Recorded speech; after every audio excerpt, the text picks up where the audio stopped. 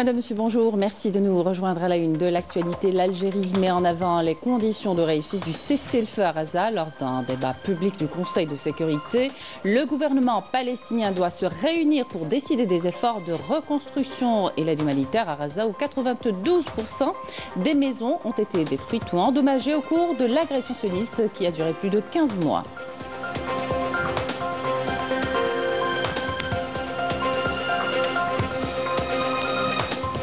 C'était un certain 11 juin 1957. Maurice Saudin disparaissait tragiquement à Alger. Un jeune militant de 25 ans engagé dans la lutte contre le colonialisme français a été arrêté par les parachutistes français. Son corps n'a jamais été retrouvé. Sa disparition reste jusqu'à ce jour une plaie ouverte dans l'histoire. Conférence de presse de l'avocate du ressortissant algérien qui a fait l'objet d'une expulsion de France vers l'Algérie. Elle a fortement critiqué l'attitude des autorités françaises et dénoncé une arrestation qui répond à un agenda et la volonté répressive du ministre de l'Intérieur français. Et voici à présent une histoire aussi ignoble que la colonisation, la tristement histoire des zoos humains organisés dans des pays dits démocratiques où des individus étaient mêlés à des bêtes et mis en spectacle derrière des grilles à un public avide de distraction, comme ce fut le cas à l'exposition universelle de Paris en 1889. Bienvenue à tous. Le président de la République, Abdelmadjid Tebboune, a mis fin hier aux fonctions du wali de Béchar, Mohamed Saïd Ben Kamou, et décide de nommer à sa place Ahmed Ben Youssef. Le président de la République a également décidé de nommer Hamidat Mohamed en tant que wali délégué de la circonscription administrative de Bab el-Oued.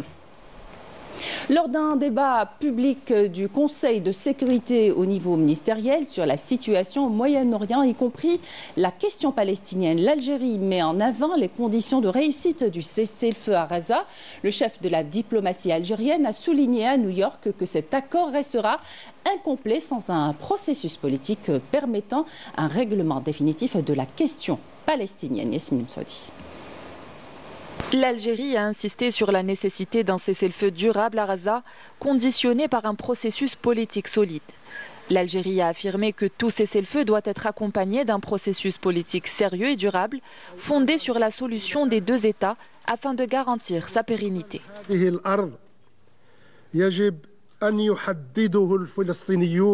L'Algérie insiste sur le fait que l'avenir de Gaza doit être décidé uniquement par les Palestiniens, sans intervention extérieure, et que toutes les actions doivent respecter l'unité du peuple, du territoire et du futur palestinien. Elle reste aussi engagée dans la réconciliation palestinienne, indispensable pour mettre fin aux divisions internes.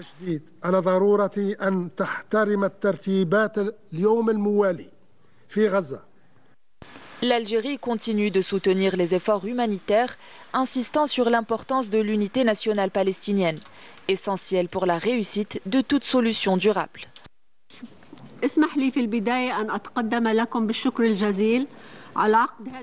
Permettez-moi d'abord de vous exprimer mes sincères remerciements pour la tenue de cette réunion importante au niveau ministériel sur la question palestinienne.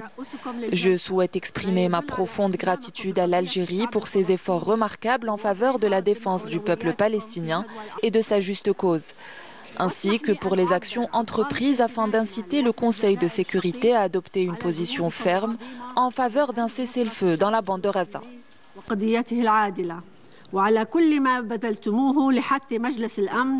Dans l'enclave palestinienne, la situation est désastreuse.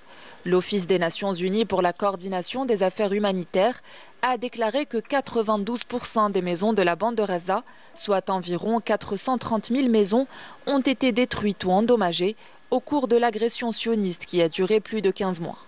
Une situation qui renforce l'urgence d'un règlement politique pour mettre fin aux souffrances et garantir un avenir stable pour le peuple palestinien. Et l'entrée en vigueur du cessez-le-feu à Gaza a permis à des milliers de Palestiniens de rentrer chez eux, ou plutôt constater de visu l'ampleur du désastre. Le gouvernement palestinien devrait tenir une réunion extraordinaire dans le cadre des efforts de reconstruction et d'aide humanitaire dans la bande de Gaza. Et malgré le retrait des forces sionistes des zones peuplées, la mosquée Al-Aqsa subit des actes de profanation au quotidien par les colons et agents de police sionistes. Et à peine investi, le président Donald Trump a annoncé la levée des sanctions américaines contre des colons extrémistes, ce que l'autorité palestinienne a dénoncé et accuse Trump de pousser au crime les colons extrémistes sionistes.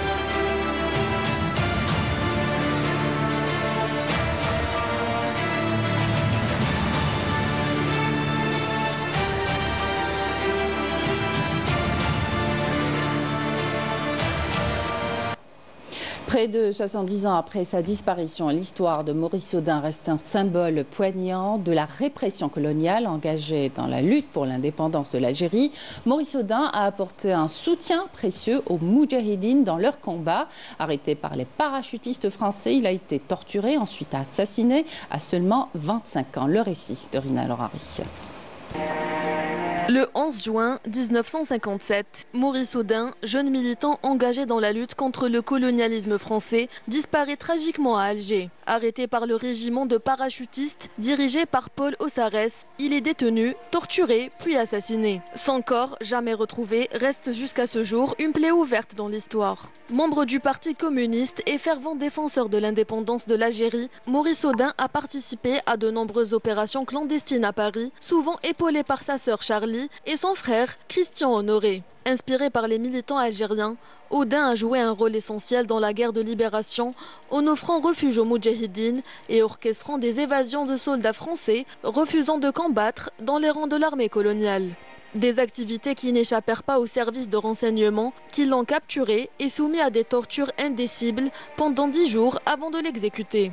Âgé seulement de 25 ans, Maurice Audin est devenu une figure emblématique de la résistance algérienne contre le colonialisme français. Son arrestation et son assassinat, symbole des exactions françaises en Algérie, soulèvent encore aujourd'hui des débats dans la classe politique française sur les circonstances de sa liquidation, sachant que la France avait reconnu sa responsabilité dans la mort de Maurice Audin, qui avait succombé sous la torture. Et voici à présent une histoire aussi ignoble que la colonisation et l'une des pires, la tristement histoire des zoos humains organisés dans des pays dits démocratiques. Des zoos où des individus ont été mêlés à des bêtes sauvages, étaient mis en spectacle derrière des grilles à un public avide de distraction. Exemple, l'exhibition à la population de 400 Africains dans des enclos pendant l'exposition universelle de Paris en 1889. Yamina Saïdji. Le 5 mai 1889 restera une date sombre dans l'histoire de l'humanité, lors de l'exposition universelle de Paris. Un zoo humain fut organisé où 400 hommes, femmes et enfants originaires des colonies françaises furent exposés dans des cages en fer, sous prétexte de mettre en avant leur exotisme et leur culture. Ces personnes furent réduites à des objets de curiosité, humiliées et privées de leur dignité.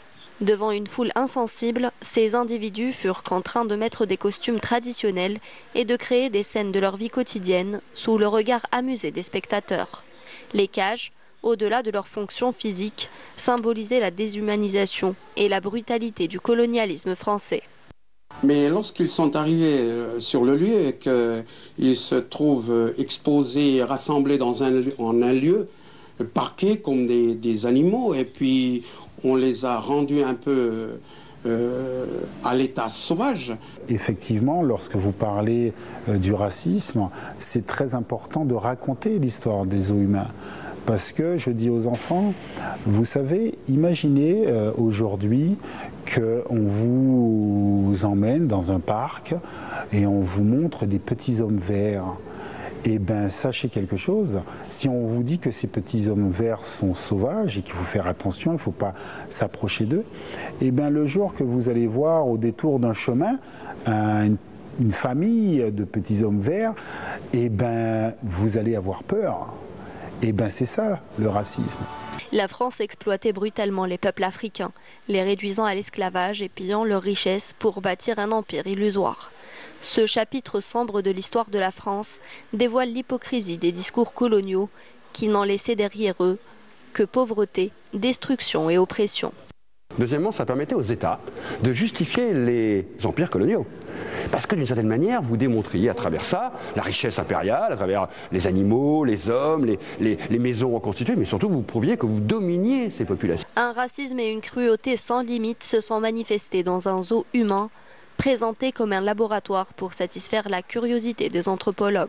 Ce spectacle humiliant servait également à générer des profits grâce aux entrées payantes pour le public français. Plus choquant encore, les anthropologues justifiaient cette pratique par la facilitation de leurs recherches, réduisant ainsi l'être humain à un simple outil d'expérimentation. Cette démarche, aussi atroce soit-elle, s'inscrit dans la continuité des exactions françaises, oppression, exploitation et occupation des peuples colonisés. Derrière les slogans humanistes et les traités vides de sens, la véritable France se dévoile, marquée par des crimes ignobles que l'histoire ne peut oublier. Conférence de presse de l'avocate du ressortissant algérien, Boualem Nahman, qui a fait l'objet d'une expulsion arbitraire et abusive de France vers l'Algérie. Elle a fortement critiqué l'attitude des autorités françaises et a déclaré que cette arrestation répondait à un agenda et à la volonté répressive du ministre de l'Intérieur français. Plus de précisions avec Bedia Armani. Du nouveau dans l'affaire de l'influenceur algérien Boualem Nahman, plus connu sur les réseaux sociaux sous le pseudonyme d'Oualem. Visé par un arrêté d'expulsion du territoire à la suite de propos incitant à la violence, ses avocats viennent de déposer un recours en référé suspension devant le tribunal administratif de Paris pour expulsion illégale. À ce titre, un référé suspension a été déposé devant le tribunal administratif qui sera entendu. L'audience est le 27 janvier à 14h30 au tribunal administratif de Paris.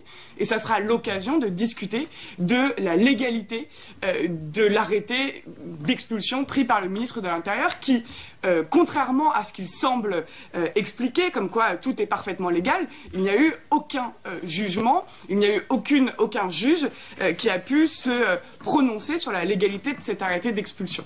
En attendant, la défense de cet influenceur estime qu'il s'agit d'une instrumentalisation diplomatique. Il faut se rendre compte que c'est une détermination de Retailleau contre Boualem qui, en réalité, répond à des considérations diplomatiques.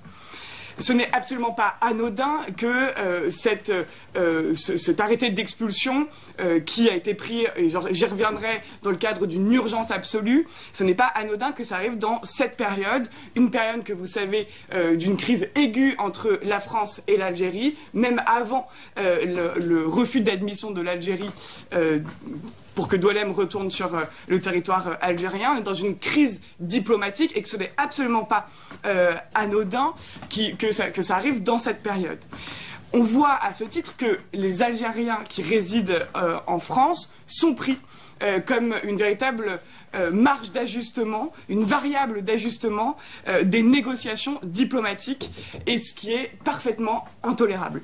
Les condamnations les anciennes condamnations de Boualem, elles étaient parfaitement connues, aussi bien en 2010, mais a fortiori le 26 décembre 2024.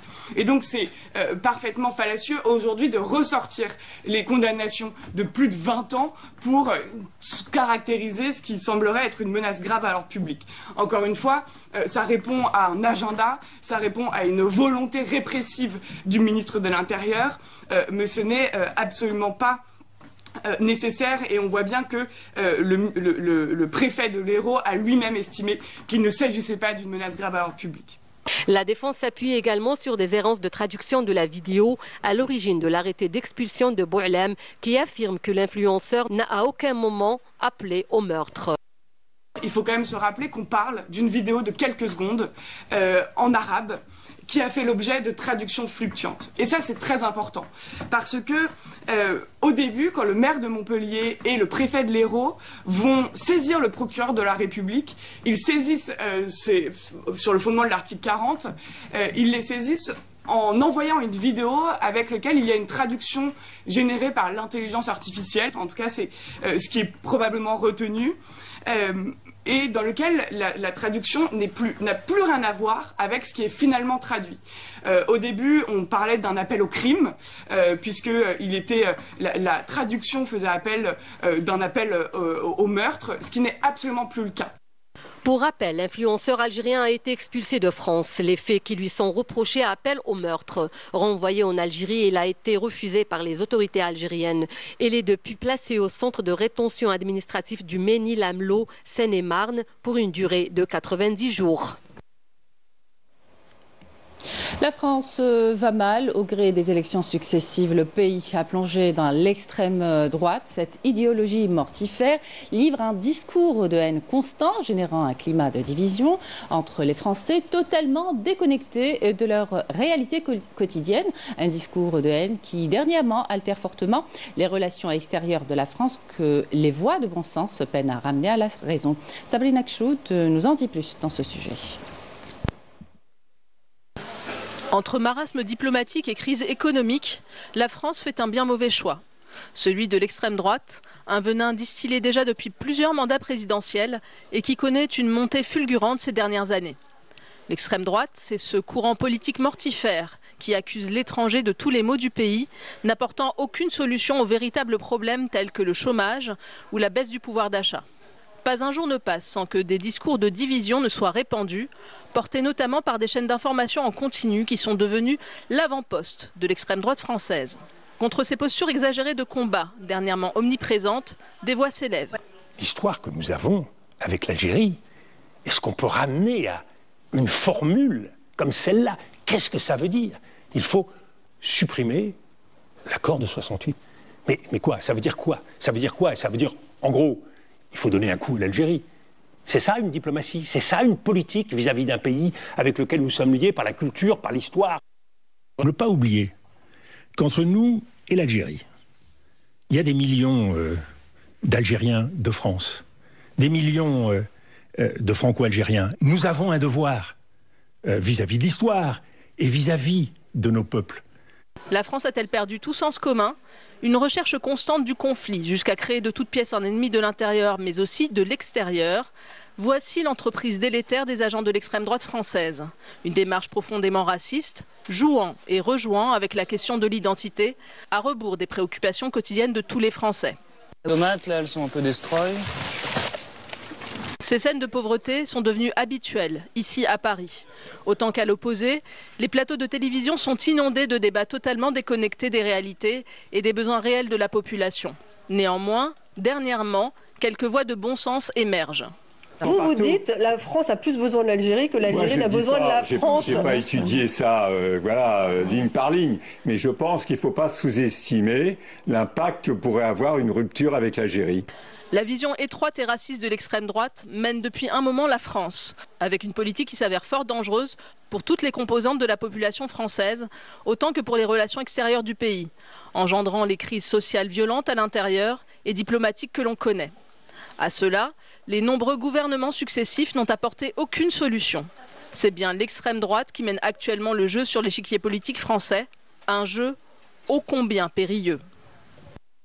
L'économie française va également mal. On parle depuis quelque temps déjà d'une dette colossale, de finances publiques à la dérive et d'un climat incertain accentué par les fermetures plutôt d'usines qui augmentent désormais. Les promesses du gouvernement français de réduire le déficit budgétaire semblent de plus en plus irréalistes. Marim Damis.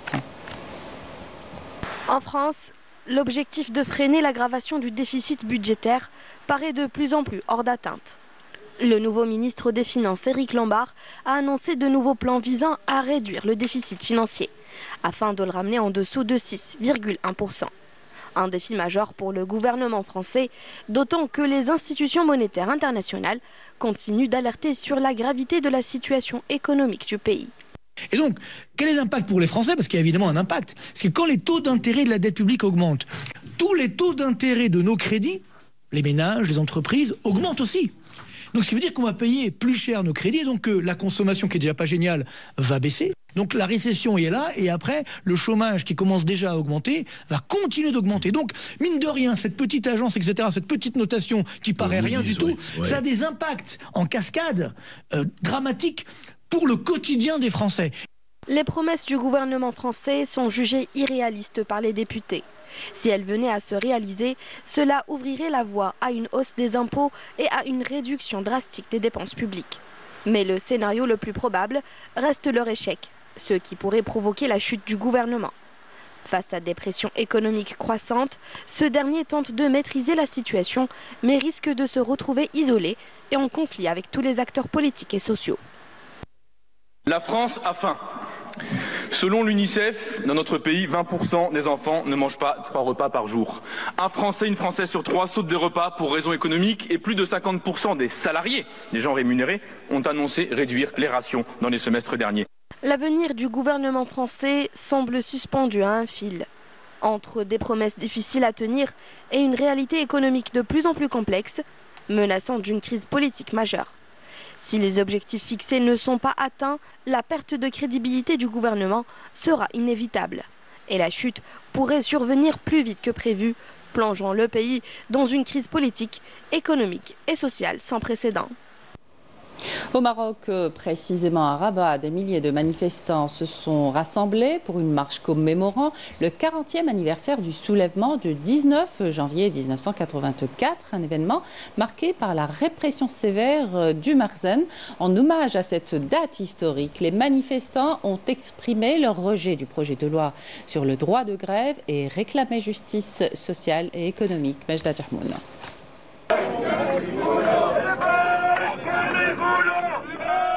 À Rabat, la colère monte face à la cherté de la vie. Des milliers de manifestants ont répondu à l'appel du Front de défense du droit à la grève, épaulé par plusieurs syndicats et organisations des droits humains, pour dénoncer le projet de loi réglementant le droit de grève. Cette mobilisation illustre le mécontentement croissant d'un peuple humilié.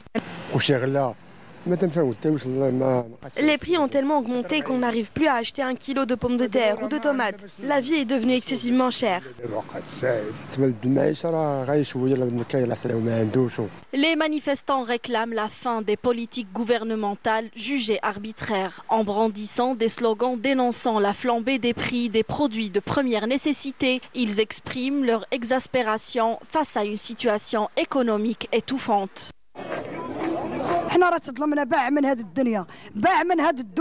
C'est injuste ce que nous vivons, notre État est injuste envers nous. S'il y avait moyen de quitter ce pays, on l'aurait fait sans hésiter. C'est beaucoup trop pour les pauvres que nous sommes.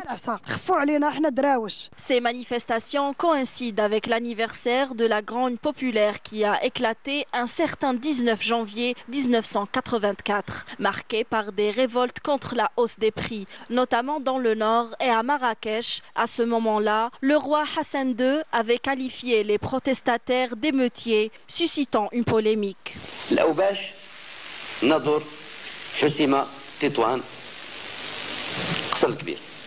Plus de 4 décennies écoulées, pourtant les revendications restent inchangées et les causes profondes des protestations demeurent toujours les mêmes. Fidèle à ses habitudes, le Marzen ne se soucie pas du sort des Marocains et continue d'étouffer toute voix dissonante. Quelques jours après la fête de Yennaïr, la grande mosquée de Paris célèbre la richesse de la culture et de la spiritualité berbère à l'occasion des journées culturelles de Bdjaïa, perle de la Méditerranée, avec la participation d'artisans, animateurs et conférenciers. Un moment de pur bonheur pour les membres de notre communauté en France, venus nombreux pour renouer avec leurs origines. La correspondance de Afa Pelouchette.